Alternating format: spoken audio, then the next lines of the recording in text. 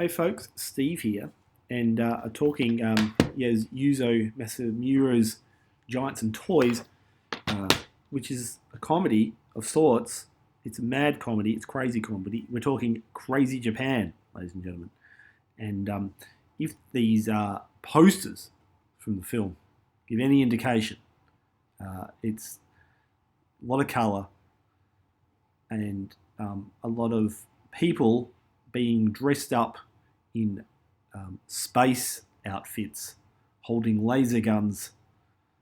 And despite what you may think, it's not a science fiction film. The film is about three rival candy companies, and they go to war for market supremacy. And World Caramels, who's one of the companies, enlists a lower class girl with appallingly bad teeth to be their new spokesmodel. And hence why we end up with people being dressed in space outfits. We'll get to that. Now, the film's razor sharp, it's fast paced, it's an attack on post war corporate society and TV culture. And it's great, and it's funny, and it's insane. It's insane. Have I said it's insane? It's really, really insane. It's bonkers. Now, here's a quote. Masumura's movies are about the freedom to do whatever the fuck you want and the ramifications of taking this attitude when society won't accept it. Mark Perenson, he said that. He's talking about Masumura's films generally. Let's attach that to Giants and Toys. What's interesting about the quote is, you have characters doing whatever they want, but then you also have the ramifications for characters doing whatever they want. So there is clearly a binary that's being set up here between tradition and new, old and new, kids and older people. This whole sort of punk rock attitude that's going on in the film, how's this represented? And does it remind you of other films, other directors that you've seen maybe in this course or more generally? And the film's got this absurdly rapid dialogue and formally overt techniques. And at the time, that shocked contemporary audiences. And think about that today. Does it shock you? Are you still shocked when you watch this film? And what's actually going on? Why? There's something about this crazy kind of noise that's going on in this film. Everyone's talking and there's always sounds and, it's just crazy constantly. And at the rare moments when there's silence, it's always more disconcerting when you hear the silence. But think about how the film stands today. It's 2018. Let's have a think about that. Does the film seem dated today? Does the film work for you? I think that's the real question. Does the film work for you or does it not? Does it seem dated? Does it remind you of other directors? At the time, the film was dismissed as Coca-Cola cinema. What's that about? I'll tell you what that's about. Think about Coca-Cola. All right. American pop culture, 1950s. What's Coca-Cola? Soft drink, sugary, easy disposable, cheap. Is this film Coca-Cola cinema? Do you agree that this film is Coca-Cola cinema? What does it even mean? And why would Giants and Toys be classified as Coca-Cola cinema? Things to think about. Okay, old versus new, traditional Japan versus pop USA. So here, I've got this shot from Ozu's Good Morning, because in that film, kids want TV, they want this product from elsewhere, from outside, they've got the parents talking too much, they've got parents suspicious of new technology. That's all going on in this film. What's interesting about both these films, and they're extremely different films, don't get me wrong, but in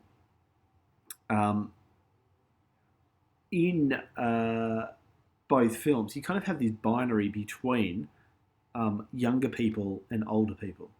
And Good Morning comes out in 1958, and Giants and Toys comes out in Good Morning comes out in 1959, and Giants and Toys comes out in 1958. So they're kind of coming out at a very similar time. And thematically, they're both kind of talking about very similar things, like Japan going somewhere new and the fear that the older people have of this somewhere new, yet the younger people really want it to go somewhere new and really want to push that. Now, here is a quote of Giants and Toys: structured between action and emptiness, between indoors and outdoors, between scene and coda. Think about that. Also, think about the technology. What technology do we see in the film, and how is that represented? Here is a shot, Giants and Toys, of people watching a TV, and a person, again, the laser gun and the space outfit. And here you've got the actor being directed. Look this way, pull in your chin, now relax and smile. She's being asked to perform herself in a particular way for Japan. For Japan, for the way that Japan want to project itself elsewhere, overseas. Which again is, an interesting way of thinking through all of this. Now, Pugsley, from reading, he uses the word resonance. And he says, I'll throw this quote at you, ladies and gentlemen. Have a think about it in regard to Giants and Toys. What then are the requirements for the construction of an aesthetic of Asianness? The most obvious of these, when dealing with film, would be the direct elements of the cinematic experience.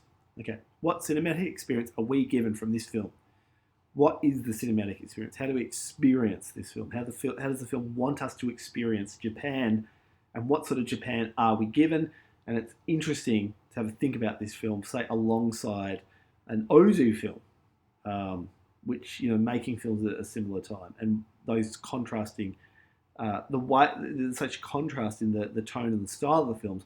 But thematically, I would actually argue that they're both kind of dealing with similar topics and themes.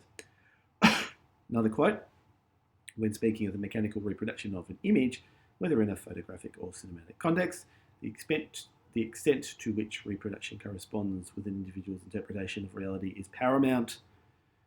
Are there real places in this film? When are we seeing real places? And what you've seen across the films we've been seeing so far is a very idea of real places, and how real places appear in the films, and why a number of the films that we're looking at actually are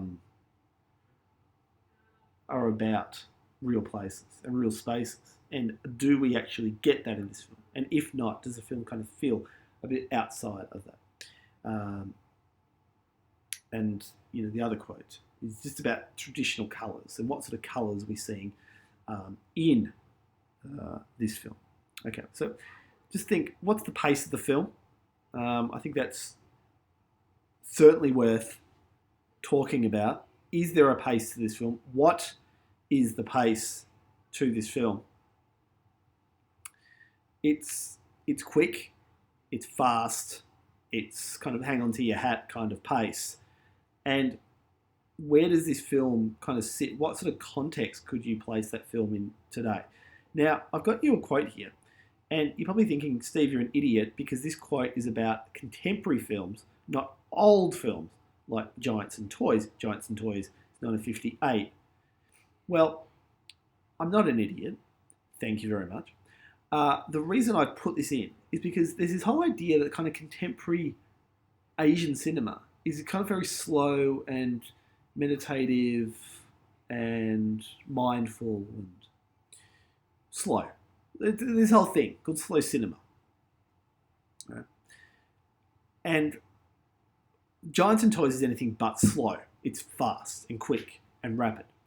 And I suppose the question is you know, is there a time in like earlier periods of Asian cinemas when Asian cinemas was more known and regarded and respected for its fastness? You certainly get that in like Hong Kong action cinema in the 90s and the 80s. But where does this film actually sit, and how does it sit? So have a think about that, and just the pace of the film. What colours? Like, this film is so rich in colours and so rich in actually what's going on with colours. So have a think about that. Think about the sounds and the music. I mean, this film has such an amazing soundtrack.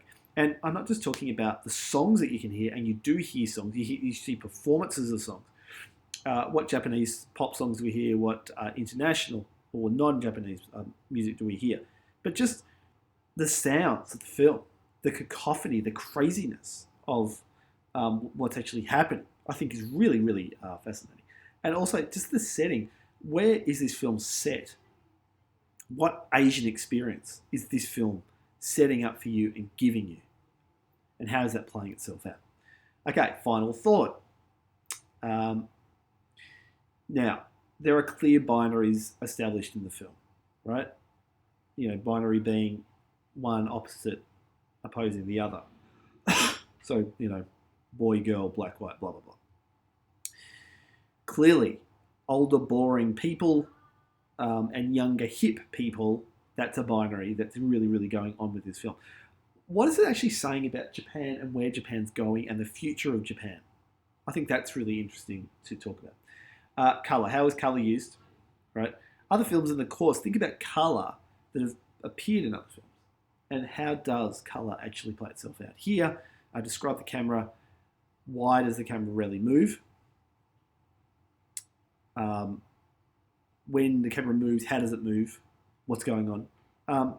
How silence is used across the narrative. There are moments of silence. They're not many, but there's moments of silence. And when do we actually hear silence? Silence becomes as loud as everything else in the film. I think that's a really, really interesting way of playing around with sound and noise, just such noise that's going on in this film. And the dialogue, I mean, the way that people are talking, everyone's sort of talking over the top of each other and things like that. What is the Asian experience of this film? Like I already said, how does the film culturally and socially position itself? Think about who the intended audience is. Who do you think the intended audience was at the time? Now, like the readings that I've given you for this week, the film, when it came out, was kind of received, you know, with kind of big question marks, maybe big exclamation marks. People really didn't know what to make of this film. How does the film work and wash for you? And also, how do all of the children represent particular Western aspects that challenge traditional Asian authenticity? What sort of authenticity do we get in this film? It's not an authentic film, like in the traditional sense of authenticity, but it is playing with this sort of idea that in Japan's like this crazy, mad, nuts country, and it's kind of playing within that. You know, all those sort of mad shows that you sort of see on the internet, or SBS will pick them up, where it's just Japan being crazy. That kind of stuff's going on in this film, very much so. All right, I'm going to leave it there. I'm looking forward to watching this film with you. I don't really know how you're going to respond, which excites me a lot. I'm excited to see how you're going to respond to this film. It's like I said, it's razor sharp, it's fast paced, and it's an attack on post-war corporate society. And also, it's just the influence that TV cultures plays in contemporary Japan. And it's saying a lot about where Japan's going and the future and things like that. I think the film holds up really well. It looks great. It's funny. It's crazy. It's everything, surely, ladies and gentlemen, that you want, need, and require from crazy Japan. On that note, I'll leave you to it and look forward to watching this with you. Bye for now.